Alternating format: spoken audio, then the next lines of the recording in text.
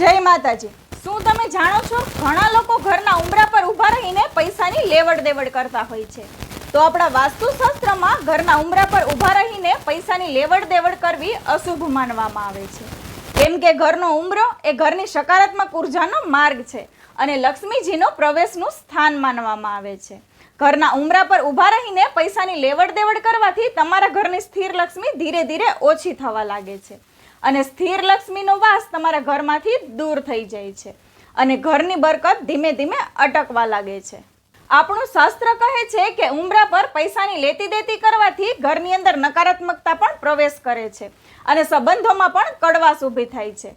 એટલા માટે ઘરની અંદર બોલાવીને પૈસા આપવા જોઈએ અથવા તો લેવા જોઈએ અને ઘરની અંદર જો ના બોલાવી શકો તો ઘરના ઉંબરાની બહાર જઈને પૈસા આપવા જોઈએ। અને જો તમે પણ આ ભૂલ કરો છો તો તેને આજે જ સુધારજો અને સંધ્યા સમયે કોઈ પણ પ્રકારની પૈસાની લેતી દેતી ન કરવી જોઈએ તમારા ઘરની બરકતને જાળવી રાખવા માટે। જય માતાજી।